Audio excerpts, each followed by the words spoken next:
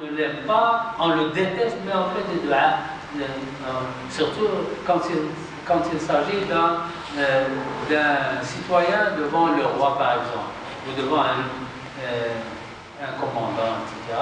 On peut mentir, on peut dire Allah atik, alors qu'on ne l'aime pas.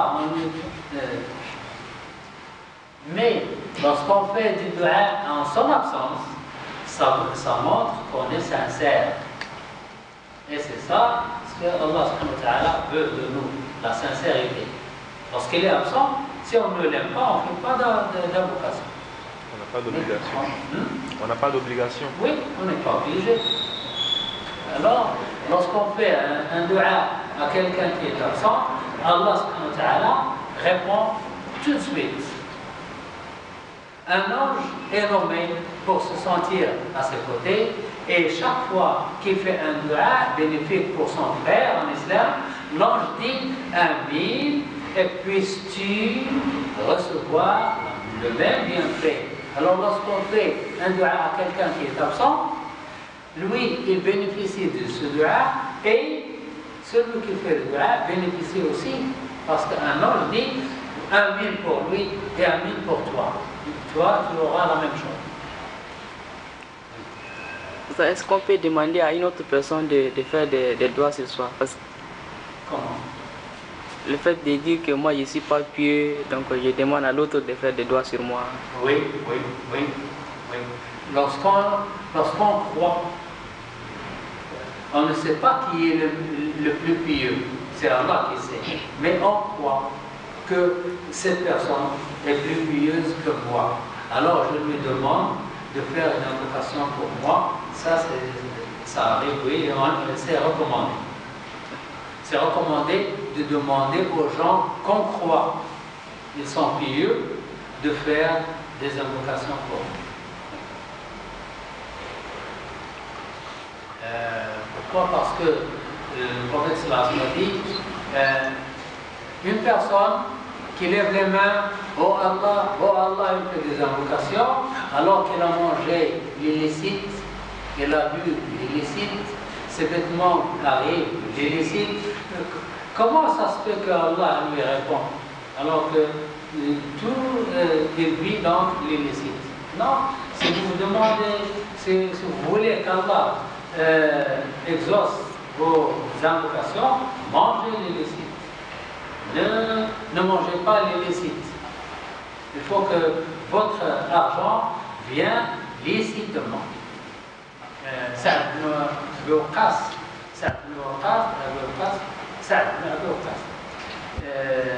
est un parent de la mère du prophète. C'est un parent de leur famille. Alors le prophète lui dit, c'est mon oncle. Il dit, voilà mon oncle, montrez-moi vos oncles. Voilà mon oncle. Alors Sa'd a dit au prophète sallallahu alayhi wa sallam, ô prophète, demande à Allah que je sois, que mes invocations soient exaucées, soient acceptées. Il lui dit, ô Sa'd, mange l'illicite. Le licite. Mange le licite.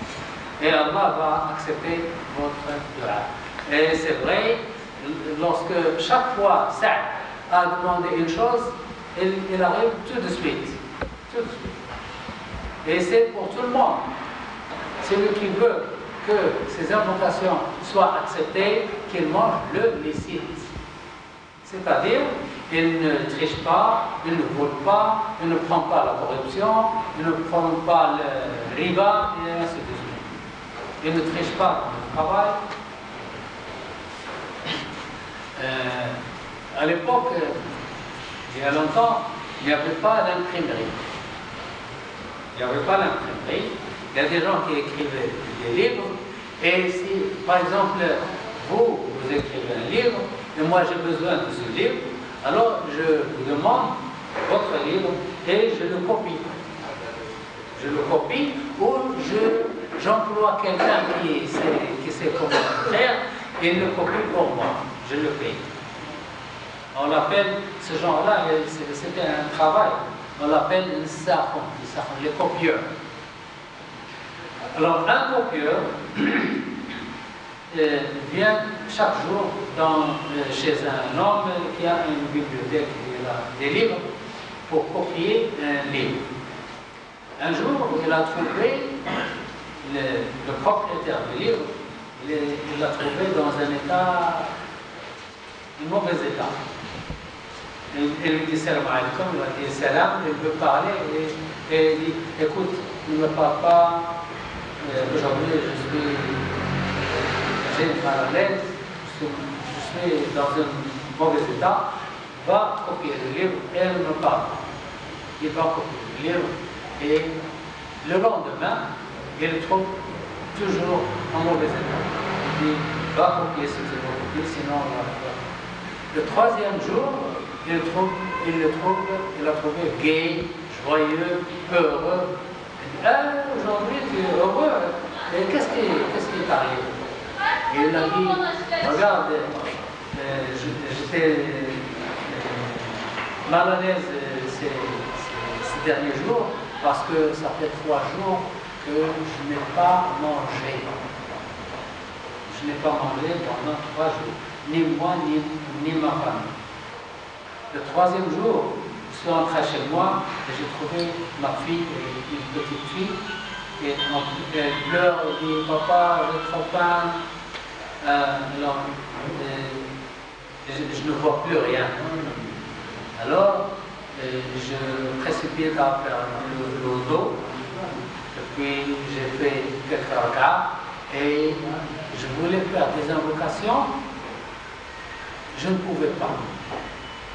Je voulais demander à Allah, je ne trouvais rien à dire, je ne pouvais pas parler. Alors je commençais à pleurer et dire oh Allah, si tu me prives de la nourriture, ne me prive pas des paroles. Et puis Allah m'a permis de parler et j'ai fait l'invocation, une longue invocation, et puis je suis sorti. Je me sors de la maison. Je suis sorti faire un tour. Lorsque je suis revenu, j'ai trouvé plein de nourriture dans la maison. Toutes sortes de nourriture dans la maison. Et j'ai dit, qui a amené ceci? Ma femme dit, c'est ton frère. J'ai dit, mais moi je n'ai pas de frère. Elle a dit, voilà, c'est un homme qui a frappé à la porte et il a fait entrer tout cela. Elle dit, et il veut partir. Je lui dis, s'il vous plaît, qui êtes-vous? Il dit, quand votre mari arrive, ça va me faire le salaire. Allah